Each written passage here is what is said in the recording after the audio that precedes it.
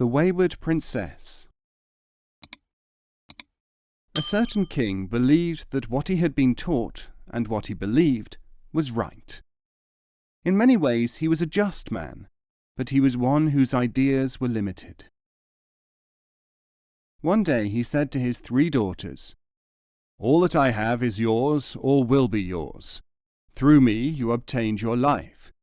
It is my will which determines your future, and hence determines your fate." Dutifully, and quite persuaded of the truth of this, 2 of the girls agreed. The 3rd daughter, however, said, "Although my position demands that I be obedient to the laws, I cannot believe that my fate must always be determined by your opinions." "We shall see about that," said the king. He ordered her to be imprisoned in a small cell, where she languished for years. Meanwhile, the king and his obedient daughters spent freely of the wealth which would otherwise have been expended upon her.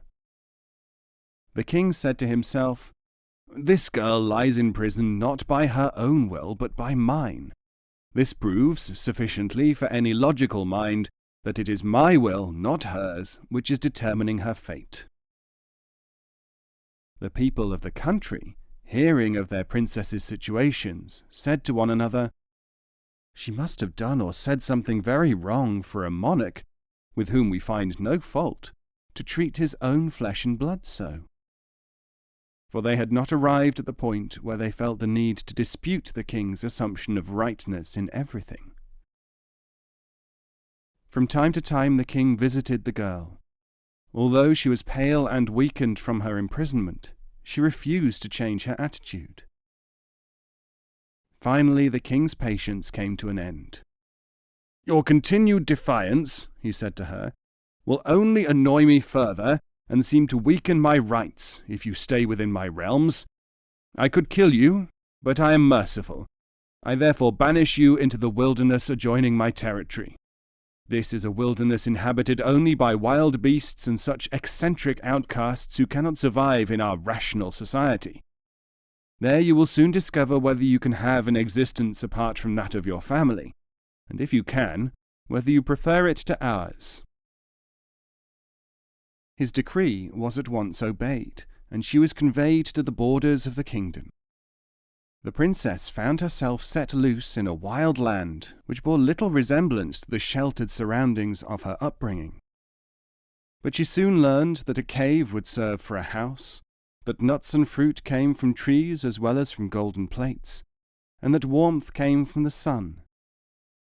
This wilderness had a climate and a way of existing of its own. After some time, she had so ordered her life that she had water from springs, vegetables from the earth, fire from a smouldering tree.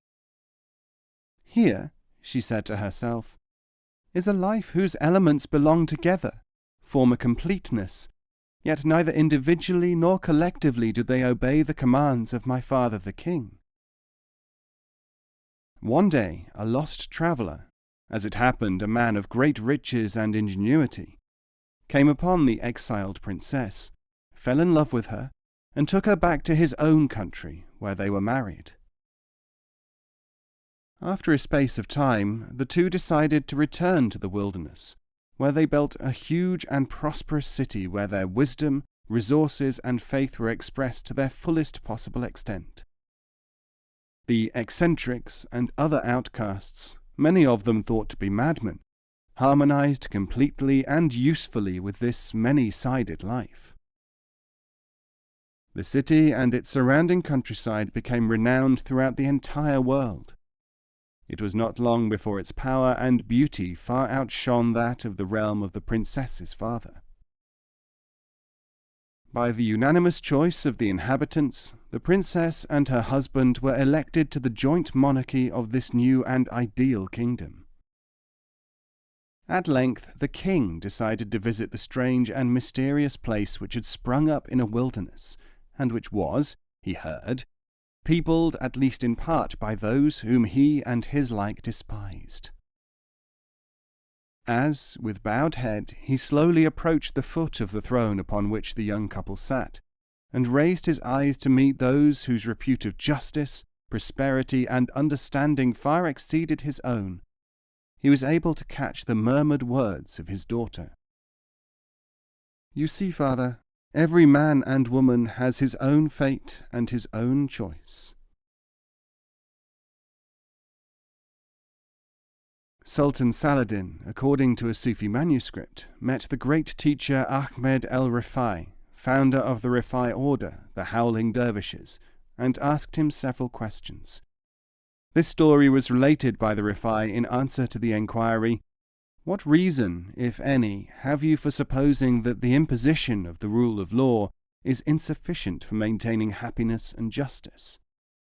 The meeting took place in 1174, but the story, which is known in other traditions than the Sufi one, has been used to illustrate the possibility of a different state of consciousness in man.